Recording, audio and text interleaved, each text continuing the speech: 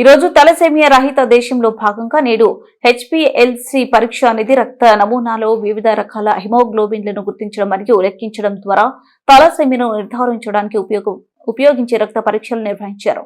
అలానే తలసేమియా రహిత అవగాహన కల్పించారు. రక్తదానం చేయండి, తలసేమియా పిల్లల్ని కాపాడండి అనే ఈ ప్రోగ్రాం కి కర్నూలు మరియు నంద్యాల చుట్టుప్రక్కల జిల్లాలు మరియు తలసేమియా సికిల్ సెల్ వారు 12 సంవత్సరాలలోపు వారు వచ్చి హెచ్ఎల్ఏ టెస్ట్ చేయించుకున్నారు. లలితమ్మ హెల్పింగ్ హ్యాండ్స్ వ్యవస్థాపకుడు లోకేష్ 49 సార్లు రక్తదాత అవయవ మరియు శరీరదాత 20 రక్తదాన శిబిరాలను నిర్వహించారు మరియు తలసేమియా పిల్లవాడిని దత్తత తీసుకున్నారు.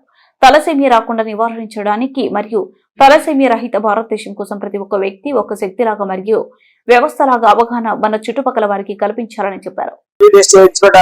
అలానే హెచ్పిఎల్ఈ టెస్ట్, అలాగే హెచ్పిఏటి టెస్ట్ కంపల్సరీ చేయించుకోండి. అది ఫ్రీగా చేపిస్తారు. ఇప్పుడు ఆస్టర్ వారు వచ్చారు, అలాగే తలసేమియా సికిల్ సొసైటీ వాళ్ళు కూడా వస్తారు ఇక్కడికి చెప్తే. సో అది కంపల్సరీ చేయండి. ఎందుకంటే ఒక జీవిని మనము అనవసరంగా బ్రతికినంత కాలం నరకం చూపిస్తున్నాం.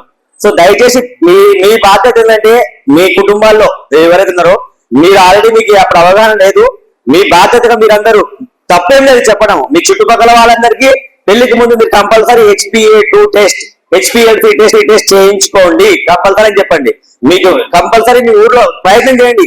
ఎందుకంటే ఒక్క రోజు ఏది మార్పు రాదు.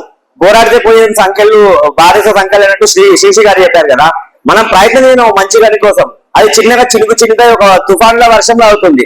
అలానే నేను 2009లో నా సర్వీసెస్ స్టార్ట్ చేశాను. కర్నూలు వరదలు వచ్చినప్పుడు నేను ఎక్కడో హైదరాబాద్ లో చదువుకుంటున్నాను. హైదరాబాద్ నుంచి ఇక్కడికి వచ్చి మేము గొందిపర్ల, నా జోరాపురం వస్తున్నాము, కానీ గొందిపర్ల అలానే మన తాండ్రపాడు ఇవన్నీ ఊర్లన్నీ చాలా ఇబ్బందిగా ఉండే, కానీ మా ఊర్లో అందుతున్నాయి కాబట్టి అక్కడ చేశాను. అక్కడ స్టార్ట్ అయిన సర్వీసెస్ నిదానంగా నా మెయిన్ ఉద్దేశం అంటే విద్యా వృద్ధి వికాసము, Lalithamma helping hands, Jorapuram helping hands, అలానే ఆర్గన్ అండ్ బాడీ డొనేషన్ గురించి, రక్తదానాల గురించి, అలానే సొసైటీలో ఉన్న ఈవెంట్స్ గురించి రిమూవ్ చేయడము, జన విజ్ఞాన కేంద్రాలు, ఇలాంటివి డిఫరెంట్ గా. ఎందుకంటే మనిషి జన్మ అనేది కేవలం జీవరాశుల్లో, కేవలం మనిషి మాట్లాడే శక్తి కేవలం జీవరాశుల్లో, కేవలం మనిషికి మాత్రమే ఇచ్చారు ఈ సృష్టిలో.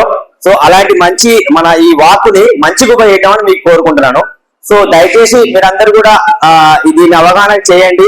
మీరందరూ దయచేసి ఫస్ట్ ప్రివెన్షన్ చేయండి. వచ్చిన తర్వాత దాని నివారణ ఎలా అంటే మనకి రక్తం మరుగుజ్జులో ఇది ఏర్పడుతుంది, ఎర్ర రక్త కణాలు, తెల్ల రక్త కణాలు.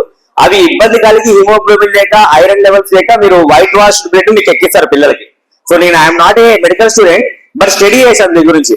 ఎస్పెషల్లీ నార్త్ ఇండియాలో ఇంకా చాలా ఇబ్బంది పడుతున్నారు. రాజస్థాన్ అక్కడంతా ఈ ట్రీట్మెంట్ కి లేదు, చాలా మంది చనిపోతున్నారు అలానే